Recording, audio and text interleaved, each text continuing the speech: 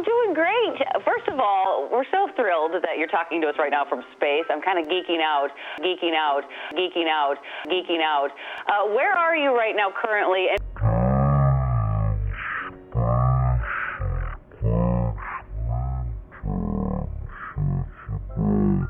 10:30 in the morning. Have people go into space on a more regular basis because all of us have different qualifications, and all of those can be very beneficial to living in space and maybe living on a habitat. Which one? Hi, my name is Isaac from Onaway Elementary. My question is, have you made any important discoveries yet?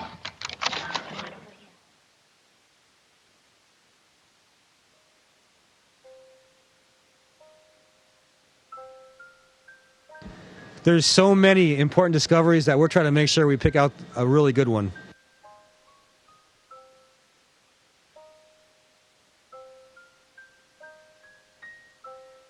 I can tell you just one that I'm aware of off the top of my head. And really, I'm not sure that it was a discovery so much as a potential, an item with potential. There's a lot of hope that some lung tissues that we've grown on in the space station may help contribute to finding a cure for cancer. There's also been a lot of learning about regenerating water and making it clean. So we actually recycle all of the fluid from sweat to other stuff, and that's a useful technology to use on the ground, places where it's hard to get. And It's good. that's all I got right now. Hi, my name is Gabi from Musa Elementary. My question is, how come it's so hard to get through the Earth's atmosphere?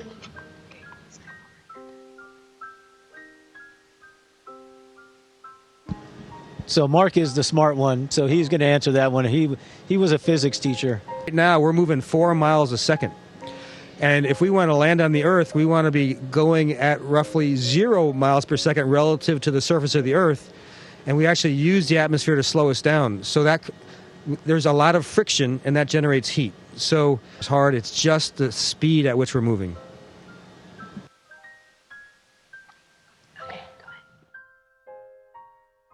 That you see when you look out the window.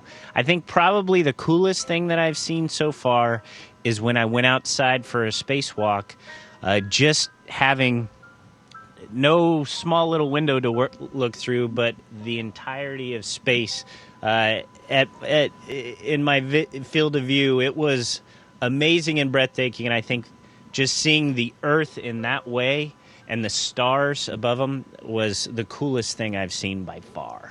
By far. Thank you, Colonel Fish. By far. Sure. Our next question is from pre-K student William Lehrer. What do you like to eat in space? Well, I like eating pretty much everything in here because I can play with my food, but my favorite is coffee balls. So I'll show you about a coffee ball. So coffee, I love coffee on Earth. It's pretty much my favorite thing. But in space, I get to make balls out of it. So check this out. And then suck the balls. Suck the balls. Suck the balls. Suck the balls.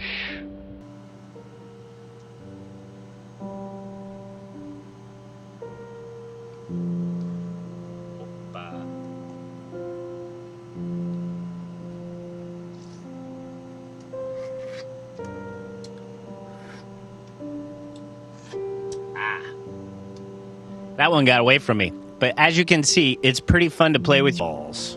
So I do. Suck the balls. Suck the balls. Suck the balls.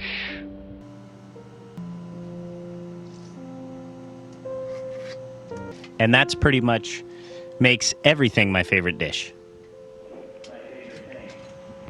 Everything my favorite dish.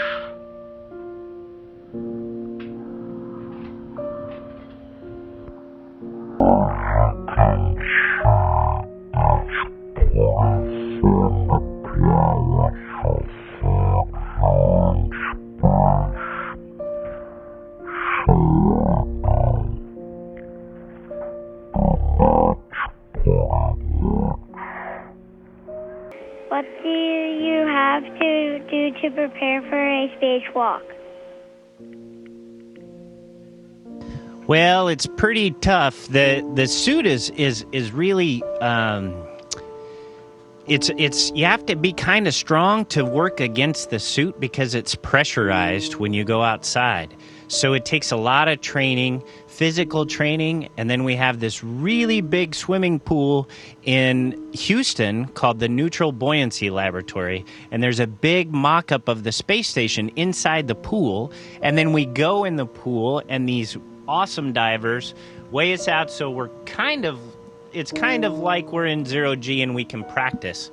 So we do a lot of practice in the pool and a lot of studying on the systems that are in our spacesuit in order to go outside. But it's completely worth it because it's so fun out there. Thank you. Our next question is from first grader Axel Patchell. What is a typical day like for you on the International Space Station?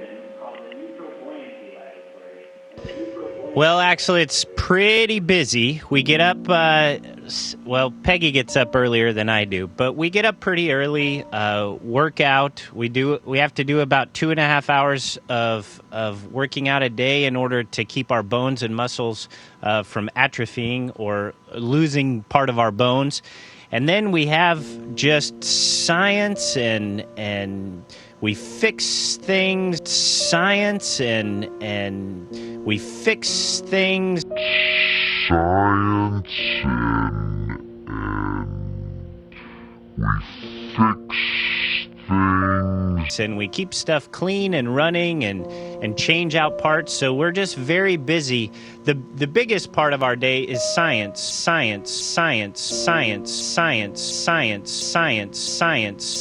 So we do almost 300 experiments over my 6-month mission we'll be involved in. And so we just keep very busy, and all of it's fun. So we do almost... Thank you. Our next question is from third grader Ryan Dominic. How is electricity for the space station generated, and what happens when the power goes out? Well, we have really big solar arrays. So the size of the space station, if you go from corner to corner on the solar arrays, is about as big as a football field. It's huge, makes tons of power. And then those solar arrays charge batteries because every 90 minutes we go around the Earth. So there's about 45 minutes of light and 45 minutes of dark. So we charge up the batteries and then we use the batteries. If we have a problem, we have 8 different channels that we can use. So there's backups if we have a problem with our power. If we start losing too many channels, we have to start turning stuff off and lose science. Science.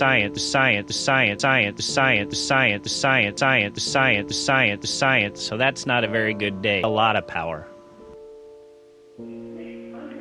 Thank you. Our next question is from third grader Victoria Granger. Can you have animals in space? If so, do you have any with you?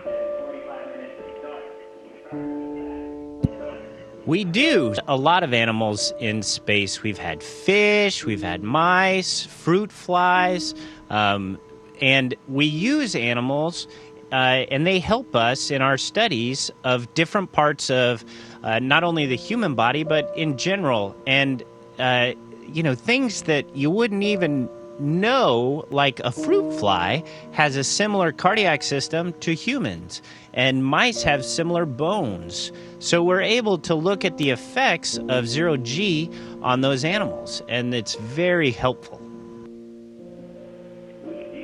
Thank you. Our next question is from kindergartner Abby Gunn. If something breaks on the space station or malfunctions, how will you fix it?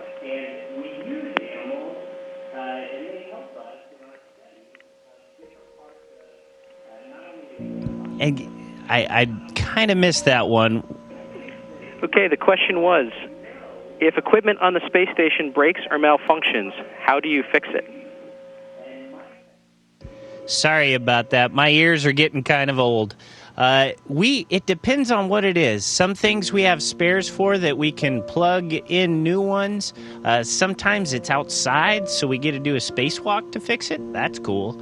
Or it's something where we have to kind of take it apart and replace parts or fix wires. So it just depends on what it is.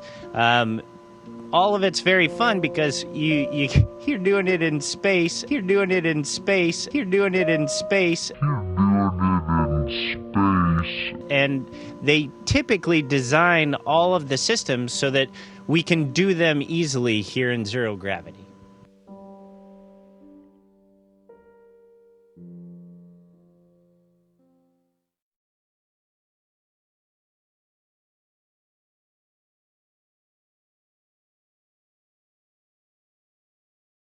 NASA's latest space dream lost its mornings in high winds. As Anna Henderson reports, it cut a swathe through an airfield and sent onlookers running for their lives. As